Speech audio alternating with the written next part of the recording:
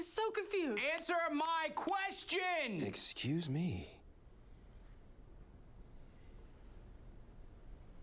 My mind is all over the place after season 2 episodes 5 and 6, and according to my comment section, so are y'all's. Now this video will be covering both episodes 5 and 6, everything you need to have caught and some details you probably missed. Now before we get into this, I am just fresh from coming from the testing floor. I feel like I've been severed and it's been a while since my last upload. If you're familiar with my channel, you would know that I missed episode 5 and now my episode 6 video is due. So this particular video will be covering both episodes, all the details we need to talk about before we get episode 7. Now we're gonna get right into this video, but like this video, make sure you hit that like button, help me hit the algorithm, especially because it's been a while since my last upload. A lot of you guys are now trying to see things play out that we have talked about on this channel. So let's talk about Severance season 2 episodes 5 and 6 and everything we need to know.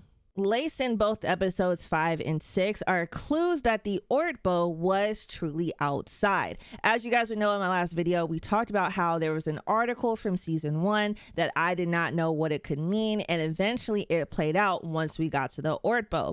That there was an article explaining how coyote sightings around Gainesville College were starting to increase, which meant that they were losing their habitat. This was linked to the fact that Lumon was expanding, but I didn't know if Lumon was expanding only within Lumon on the Severance floor or also outside as well, and people did not know. Well, clearly it has been outside. Our biggest clue is that number 1, it happened over the weekend, and the Audis were told that they would be on some sort of outdoor excursion that would then lead us to know that when Mark is talking in episode 5 about how his Audi fell off a rope, obviously if there was some outdoor excursion within Lumon, that would probably be a secret, and they would not be telling the outside world that they're literally building a world inside of Lumon on the Severance floor. The last clue we get actually happens where Milchick gets his performance review, and inside of the performance review there's actually a sentence that says the Ortbo's purpose was to reduce the fear of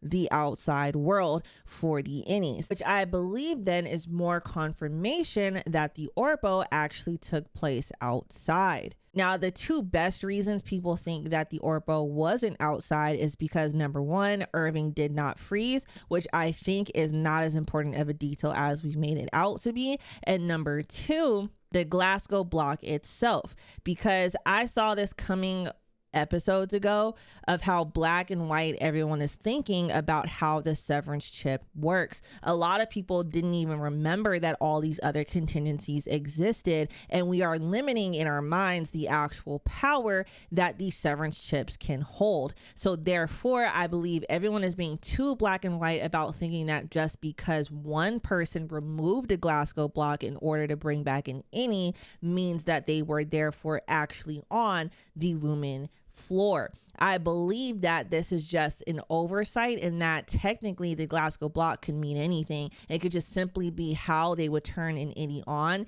in different circumstances, and that it's not just the OTC. So keep that in mind with this theory. There's a lot more space in Kier than I think we are led to believe or that we have seen. And it is more than possible that they built an entire outdoor excursion that is replicating the things that Kier Eagan went through in his childhood directly next to the Lewin building, similar to the Perpetuity Wing. So I believe they are building out this life and these occurrences that happened in Kier's life outside, similar to how they're building replicas of Kier's life inside of Lumon. And this will tie back to more things we talk about in this video, as well as why they would want innies to not fear the outside world. Now let's talk about the directions that Irving B left Dylan G. Now after episode 4, I assumed that that was a coded message from Irving to Dylan G. When he said hang in there, I immediately knew that this was him telling Dylan G, don't stop looking, remember what I told you. Now I did not know that it would actually lead to him leaving him the directions to the testing floor. Remember Remember, on my channel, we believe the exports hall and the testing floor are the exact same place, and that they just told O&D that this place was called the exports hall so that they would have a reason to be taking some of these materials down to the testing floor without alerting O&D to what was happening on the testing floor. But all of these materials are ending up on the testing floor, which is where Gemma is, and maybe multiple different types of people are down there, and it's all connected to the files that MDR is refining. Now, the directions that Irving believes Dylan G are very complicated to read and to follow because it's just a lot of left, rights down long hallways. So in my opinion, I've seen people draw out what they believe these directions will look like. However, cross-referencing it to the map that PD has left us, something's not right. So I'm going to keep working on what this could possibly be, where it could lead. It also is particular to where does it even start? Are these the directions from MDR or are these directions from O&D?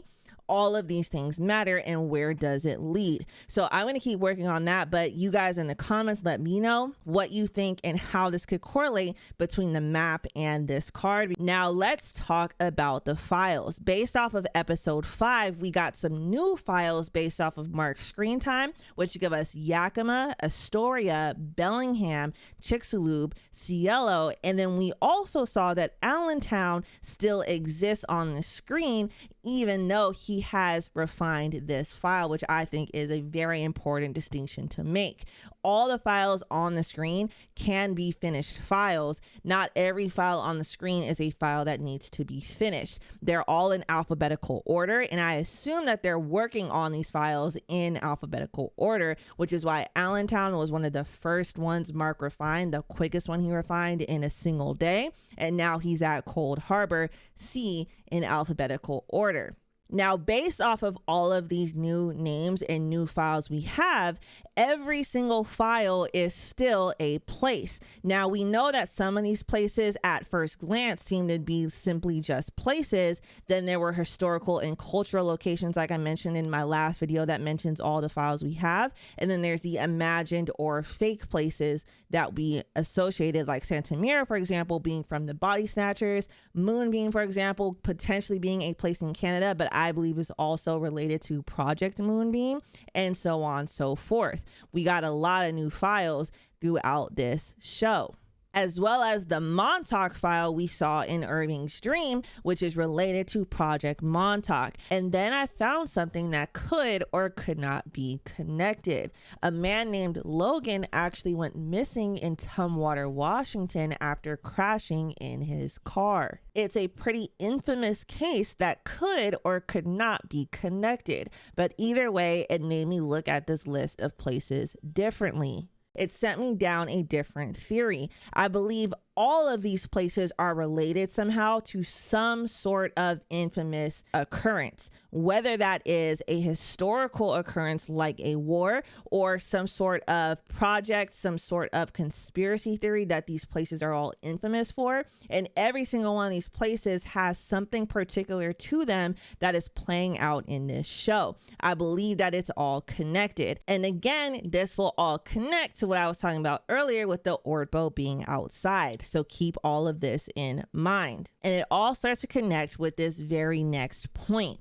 The references in this show might be more than just references. As we saw in episode 5, a lot of people figured out that Dylan G's Audie's wife, when she came to the family contingency, she was dressed exactly like Pam from The Office. Now, this has led a lot of people to start making memes around, The Office connected to Severance. However, if you guys watched my last video, I also mentioned how the Deathly Hallows with an A simply reminded me a lot of Woe's Hollow with an O. I was not saying that they are both hollows and hollows. I was not saying those are the same thing, but like I proved in that video, it was so on the nose with how they even shot the scenes of Woe's Hollow that I almost felt like maybe it wasn't intentional, but now I believe it 100% was.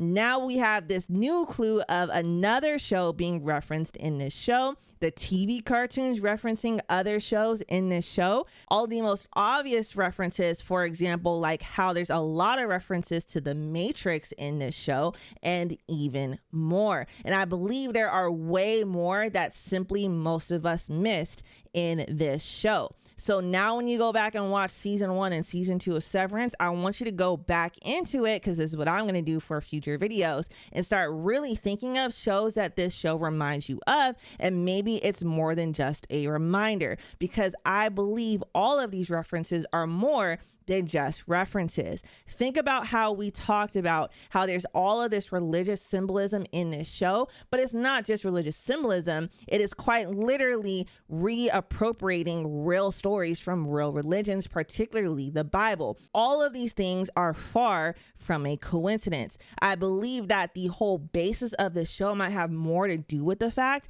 that they are reutilizing these references on purpose, as if to what?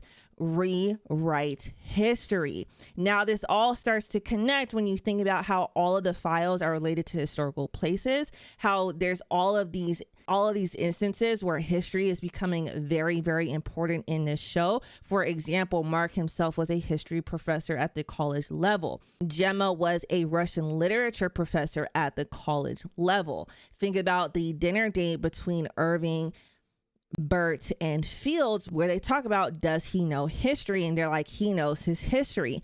But I believe these are all intentional details to push us more into the concept of they are quite literally attempting to rewrite history inside of Severance. And I believe this ties into the bigger goal of Lumon itself. Mark is the obvious real Trojan horse. Even though Rickon refers to his book as a Trojan horse, the real Trojan horse in this episode is Mark. He's being reintegrated and Lumon has no idea. It is clear to us that the reintegration process is a much longer and slower process than a lot of us thought, which explains why at the Ortbo, Mark S's innie seemed pretty normal outside of a few small instances where he had visions, because reintegration is a much harder and slower process than we believed. Each side will slowly start to reintegrate memories from the other side as they slowly start to come back to being one person, and the innie is completely unaware. Now this links to, for example, when we saw it happening with Petey. There were a lot of small details around Petey that people missed. Like, for example, in season 1, episode 1, where Dylan literally points out that Petey was sniffling the day before he left Lumon, the last day he came down the elevator, and he references how it is very similar to how Mark comes down sniffling, because Mark comes down after crying in his car. So I pointed out, why was Petey crying the day before he left? And then that's when we later found out he was reintegrated and starting to see things for what they really were. Other small details, like for example, when he remembered cubic form and him and Mark have that interaction where he's actually drawing the map that we later find, but he tells Mark he is drawing in cubist form, and Mark is like, how do you know what cubist form is? That was another hint that Petey had been being reintegrated for a lot longer than we realized. And by the time we saw Petey, that's when he started having the real reintegration sickness. Then we see the nosebleeds, and then finally Petey is no longer with us. But going back to Mark, we get to see a much more full comparison of what reintegration sickness is, starting with the coughing. Now the coughing is important because this is why Mark is so cold about Irv's funeral. He's becoming slowly more like his Audi, who does not care and does not know Irv. And therefore, that's why he has no reaction to Irv having a funeral. Then he starts to have the nosebleeds after, doing the do with Helly, which I don't believe is a coincidence there. And he's starving after being reintegrated, another symptom of reintegration. Now, when it comes to the auras and hallucinations that Mark is quite literally having, all of his reintegration and illusions are more connected. They're not just random flashes. Every hallucination he has had has been directly referencing something that's reminding him of something that's happening. right? So for example, when he sees the picture on the desk and then it flashes into the pills on the desk, which he saw this morning. When he starts to see Gemma again and hears her wellness sessions at the end of episode 5, did seeing the box itself actually trigger this? Is every single flash he's ever had triggered by something? And in this flash, he sees the break room hallway. And I don't see enough people pointing this out. This is the hallway to the break room specifically. And to me, seeing him go in the hallway and see Gemma in this hallway is actually directly connected to a real memory he had in season 1, where him and Gemma walked by each other in the break room hallway. This was after they sent Mark S to the break room, after they all went and broke into O&D and saw all the other workers that exist inside of O&D after being in the hallways when they were not supposed to. Now he gets sent to the break room where he runs into Gemma. And as they're walking in this hallway, it brings me back to something else that he says at the beginning of episode 6. So stay with me because I'm jumping from episode to episode. He says that she didn't recognize me. However, I don't believe that that's truly the case, because based off of the actual flashback he had from season 1, not only did I think Gemma actually did have some sort of memory triggered in this moment, or at least something fell off to her based off of her face expressions and the way she looks at Mark, but so did Mark with the way that he almost looks back over his shoulder. And I believe that same moment is being triggered now in these flashbacks. So again, every single one of the things that he's seeing and hearing in these auras and hallucinations and these flashbacks is directly related to something that actually did happen. And these crossover memories are very similar to, for example, crossover episodes. Another way the show is showing us right in front of our faces that a lot of the references happening in this show are quite literally meant to be almost like crossover episodes, where they're taking the actual lore of other things and building it into Lumon and building it into this show in order to build off of the fact that everything here is being repurposed, recycled. Now, some of these connections can be instituted similar to this flashback by seeing things called pressure points, which Dr. Ragabi mentions in episode 5. Now, this brings me back to the candle from season 1. Think about how the candle from season 1 that Cobel took from Mark's home and put inside of the wellness session, that was an intentional pressure point. So my question is, why was Miss Cobel again intentionally trying to trigger memories inside of Mark? Why was she trying to do that? And to build off of this strange detail of a red and green candle, I started to connect some weird things, because at the beginning of episode 6, then Mark starts to talk about the stages of grief. Well, then I thought about a movie that is based off of the stages of grief, which is A Christmas Carol. Then I thought about how he mentions eggnog for some random reason to Ragabi. And then again, a green and red candle. There's something to this, and I don't know what it is, so you guys let me know in the comments. But another reason to keep looking out for these references that most of us probably miss throughout the entire show, that are referencing other movies, other shows, other books, real religions, real stories, historical moments, anything you can think of. It's all being referenced in this show, and it is intentional, and it is more than just a reference. And at the end of this flashback, particularly in episode 5, we hear Gemma about to say, "Your Audi is going to be," and I believe everyone put this together, but Mark is going to be a father. This is pretty much undeniable at this point. I 100% believe that that theory is true. And last but not least, the detail we all saw that I'm just going to talk about in this video so you guys aren't spamming it in my comments. Yes, Zufu means grandfather and Fu means father, which was lit up. So again, I believe Mark is going to be a father. But the question becomes, is Mark going to be a father more than once? Is he going to father a child with Gemma, multiple children with Gemma, and a child with Helly? Are these the dualities that will play out in a similar story like Kira and Dieter? We will see what happens in the rest of this show. But I wanted to really point out to you guys that, again, that article, the same article Mark says is BS, is playing out in this show. Starting with Rickon's book, now might be real. The Barrett burglar might be Drummond. And now we're seeing another part I thought was strange inside of the article, which is that in the article, it talks about how they're giving more sexual things like more sexual liberations coming to the severed floor, which I thought was super interesting, because why would the severed floor be pushing sexual liberation inside of the workplace? So I don't believe that them having sex in one of the expanded offices is as against what Lumon wants as we might be led to believe. So keep that in mind, as well as all the other things I mentioned in that article. Again, all coming true. Don't forget the PE polyethylene. If you want to see more on that video, go to my episode 1 breakdown. But other than that, everything in this article seems to be coming true. Like I told you guys, these are all Easter eggs that will play out in the rest of this season. And now let's talk about Helly and Helena. Now, according to Helena in her meeting with the other Lumon higher ups, Mark is 81% to finishing Cold Harbor on Friday. We later see at the end of episode 5, he's 85%. They talk about how the medical team says Helly's tempers will rebalance quickly, and that residual trauma is to be expected after such an ordeal. Now, a reminder that they're talking about how Helly almost died because Irving was drowning her at the Ortbo.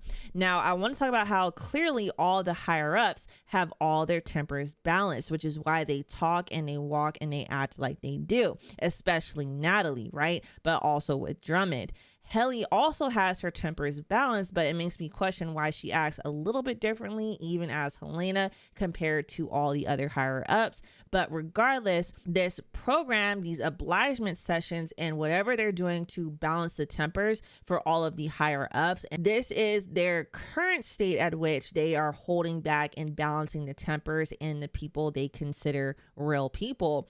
But it is clearly connected to what they're actually doing on the testing floor, which I believe is where the medical team actually is. And this connects to the doctor we see at the beginning of episode 5. And again, I want to emphasize that robots and simulations don't need dentists. So again, I believe there are real people down there on the testing floor, which is why they need dentist materials. Now, they talk about how Mark will not work without Helly, and Helena goes on to call them animals. And there is a continuous emphasis on what innies actually are. Are they real people? Are they their own people? Are they animals? Are they abhorrent? Are they a blight on mankind? Or are they going to change history? There's a lot of different things going on here, but regardless, there are a lot of references that really make innies feel a lot like slaves, which is similar to why we're seeing all these other historical references that could tie into that era in time. All of that is not a coincidence, which we'll talk about more when I talk about Milchick. I have to point out that Helly is prioritizing a lot her relationship with Mark currently, so keep that in mind. With that being said, Helena on the outside seems to be prioritizing the same thing, which is weird. All of a sudden, she shows up to Zufu acting like this is just a coincidence, kind of stalking Mark, which I think, again, is not a coincidence.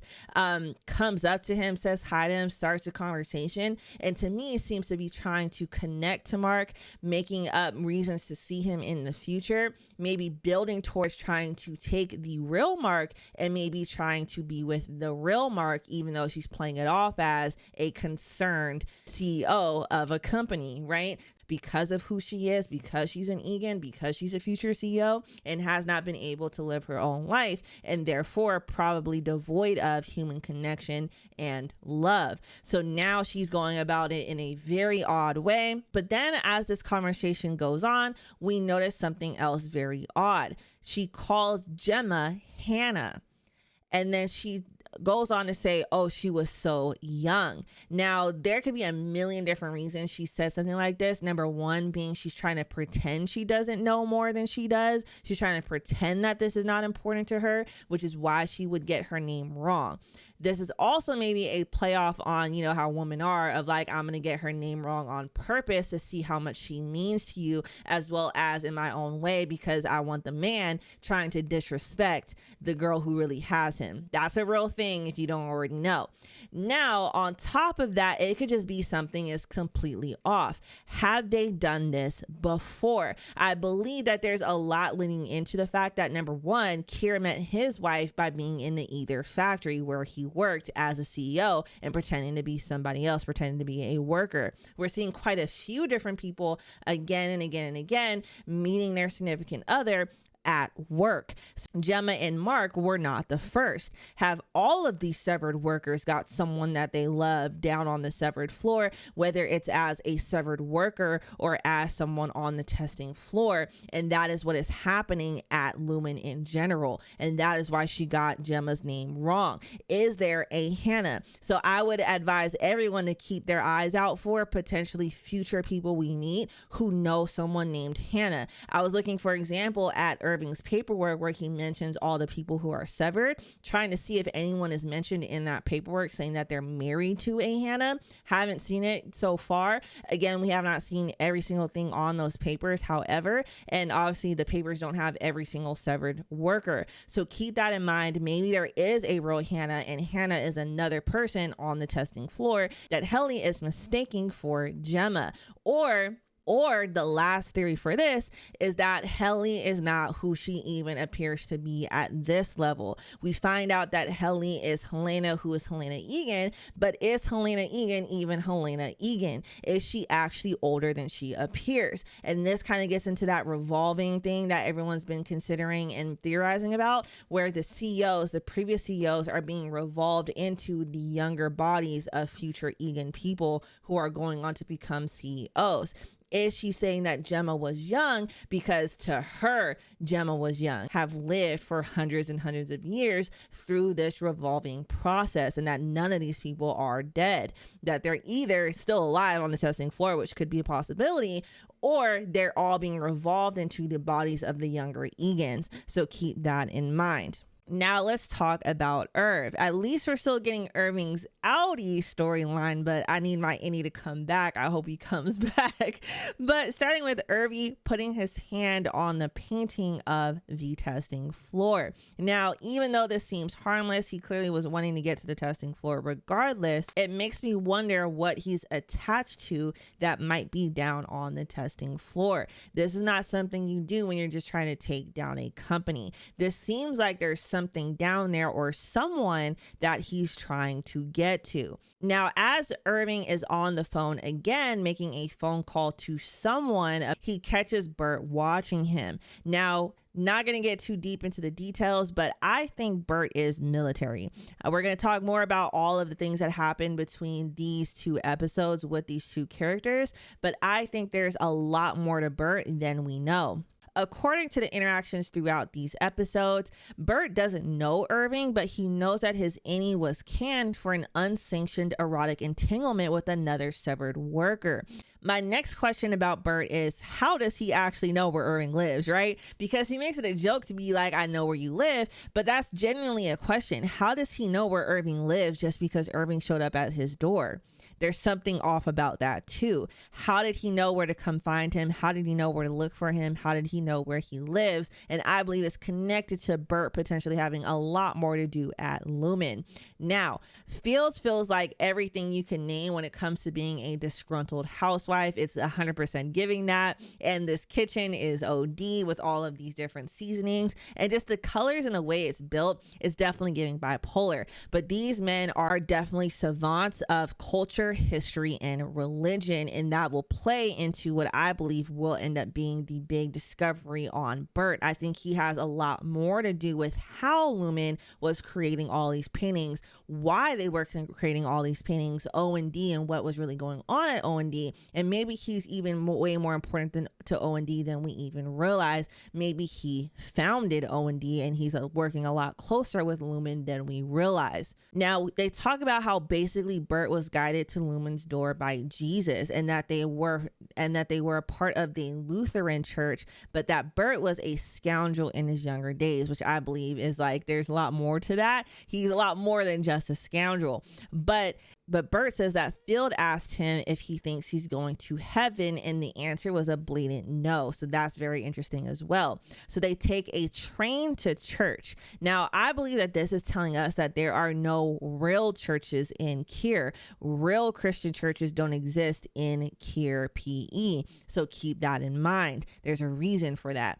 Then they are told at church, like as if they're listening, that innies have souls and they are complete individuals with souls, and that they are judged separately from their outie. So an innie can go to heaven while the outie burns, quote unquote. But something is just simply off about this whole situation. Bert looks like he's about to laugh about what is being said at the dinner table, which stood out to me. So Bert doesn't believe in any of this. Now, this entire concept of innies having their own souls is not only strange, but it's directly not what any of the Lumon CEOs actually think about the innies themselves. They don't even think that innies are actual people. They refer to them as animals. So they definitely don't think that innies have their own souls. But it's interesting to see how they will change their own ideologies to make different types of propaganda to serve different types of people to get everyone to come do the actual severance procedure. They will promise anyone literally everything and anything to make them come put this chip in their head.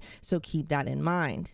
I believe that this listening motif that we keep hearing over and over and over again, like in the Lexington letter, it was like they were listening to her, right? Now we're hearing again, it was like they were listening to us, right? Then again, when we see all the Lumon is listening propaganda across all of Lumon, there's something else going on here, and Lumon is quite literally listening in on certain people and their lives in order to get them to come to the severed floor. Again, could be connected to Gemma's accident and how Mark actually ended up at Lumon, and that they were probably listening and they particularly started marketing themselves towards Mark as a solution for his grief. Keep all of this in mind.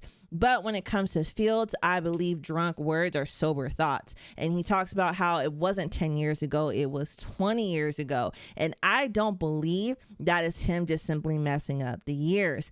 I think there's a lot more than there's being told, and that Bert did know people from Lumon a lot longer than he became a severed O&D worker, if he was even ever severed. So keep that in mind. And now let's talk about Milchick. So let's jump all the way to where he starts having the bereavement ceremony for the innies. And we find out that bereavement events are only for innies who die on the severed floor. So my question is, have they actually had real innies die at work on the severed floor? And how do they explain that? How do they get around that nightmare of, that type of publicity they would just not want, regardless of like anything else they have going on? So it's like, that's kind of insane, and that they only hold funerals for people who actually die on the severed floor, and those innies die along with them. But when they retire innies and these innies just go back to being only their outies, they're not supposed to do this. Now, this all plays into Milchick battling the balance between his undertone on him believing if innies are actually really other people. They're people with their own lives, personalities, and potentially souls. And this plays into his character, because I've seen interviews of the actor who plays Milchick where he explicitly says his first question about learning how to be his character was that, does his character know that he's black? And I believe the answer to that question is yes. So Milchick has a unconscious bias of treating the innies like people, because as a black man existing in a corporate world, he recognizes all the things that were done to us, unfortunately. So all of that is playing into his character. And that is where you can actually understand what is going on between him and Natalie. When he mentions the paintings to Natalie, we have to remember that not only is Natalie, a light-skinned Black woman who has colored eyes, which makes her experience a lot different, but she also has her tempers leveled. That means not only does she not necessarily have exactly the same types of experiences, but she also does not truly care about them because she does not have her tempers. The tempers would be the thing that make you care about the trauma, for example, of experiencing racism. So this plays into maybe why Lumon wants to tame the tempers. Not only does it make them perfect human beings who have experienced no trauma and have therefore no biases, no emotions outside of the positive ones, but also makes for a population of people who are very much easy to work with, who don't have any complaints, like a Natalie.